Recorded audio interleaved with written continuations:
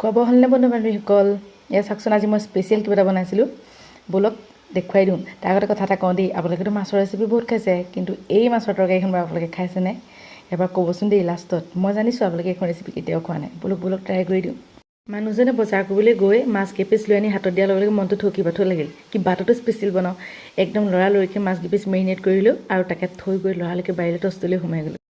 ৰ'ব মাছ কেইপিচ আকৌ কেনেকৈ মেৰিনেট কৰিলে নকৰিলে কথাটো বেয়া হ'ব নহয় ইয়াত দিছোঁ নিমখ হালধি আৰু অকণমান কাশ্মীৰ ৰেড চিলি লগতে অকণমান নেমু চেপি ধুনীয়াকৈ মেৰিনেট কৰি 15-20 মিনিটমান সময় এনেকৈ থৈ দিম তাৰপিছত বাৰীলৈ গৈ পেলাই ইয়াক কিনি লৈছোঁ জাতিলাও পাত আজি জাতিলাও পাতৰ লগত মাছ বনাম বহুত বেছি ভাল লাগে খাই আপোনালোকে খাইছেনে নাজানো আজি মই বনাই সিহঁতক খুৱাই দিম বুলি ভাবিছোঁ বহুত দিন খুৱাই নাই ময়ো এনেকৈ তো আজি ব'লক জাতিলাও পাতকেইটা ধুনীয়াকৈ ধুই ল'লোঁ ধুই পেলাই এয়া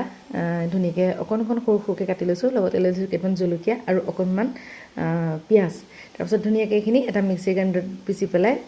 পেষ্ট বনাই ল'ম সৰু চাইজৰ বিলাহী এটা দিছিলোঁ এতিয়া ক'বলৈ পাৰিলোঁ এইফালে মাছখিনি ভাজি ল'লোঁ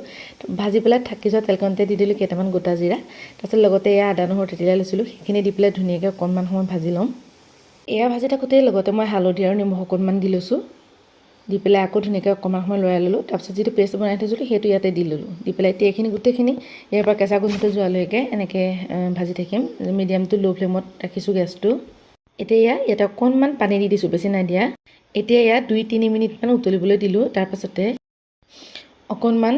গৰম মছলা অকণমান মিট মছলা অকণমানে দুয়োটাই গোটাই এচামুচ আৰু অকণমান ধনিয়া গুড়ি মই দি দিলোঁ দি পেলাই ইয়াত ধুনীয়াকৈ আকৌ এবাৰ লৰাই দিছোঁ এই জোলখন হোৱাতে এটা কথা লক্ষ্য কৰিব বহুত যাতে পনীয়া কৰি নেপেলায় বহুত যদি পনীয়া কৰি পেলায় তেতিয়াহ'লে জোলখনৰ টেষ্টটো নোলাব মানে আচল টেষ্টটো নোলায় সেইটো কাৰণে এইটো সদায় একদম গ্ৰেভি টাইপত একেবাৰে ডাঠকৈ খাব লাগে তাৰপিছত এই ধুনীয়াকৈ উতলি থাকোঁতে ইয়াতে মই ফ্ৰাই কৰি থোৱা মাছ আছিলে নহয় মাছ 4কণ দি দিছোঁ আমি মানুহ 4টা গতিকে 4কণ দিছোঁ এতিয়া এই মাছৰ জোলকণ ধুনীয়াকৈ ৰেডি হৈ গৈছে ইয়াত বিশেষ একো কৰি থাকিব নালাগে আৰু অকণমান ডাঠ হ'লে বেয়া নহয়হে মই বাৰু ডাঠ নকৰি ইমানকণতে থৈছোঁ এনেকৈ আপোনালোকে যদি জোলকণ খোৱা নাই মাছৰ জোলকণ একদিন খাই চাবচোন তাৰপাছত ক'ব সঁচাকৈ কৈছোঁ বহুত ইউনিক ৰেচিপি হয় আৰু বহুত ইউনিক টেষ্ট হয় এতিয়া চাওক ইমানখিনি ডাঠ কৰি পেলালোঁ এতিয়া ইমানকণ জোখত আৰু খাবলৈ ভাল হয় এতিয়া মোৰ মাছৰ জোলখন ৰেডি হৈ গৈছে আমি এতিয়া ভাত খাওঁগৈ আৰু আপোনালোকে যদি এনেকৈ মাছৰ জোল বনাই খোৱা নাই একদিন বনাই খাই চাব যদিহে আজি ৰেচিপিটো ভাল লাগিছে তেনেহ'লে লাইক আৰু কমেণ্ট কৰিবলৈ নাপাহৰিব লগতে বনাই খাই চাবলৈ নাপাহৰিব দেই আজিলৈ বাই বাই গুড নাইট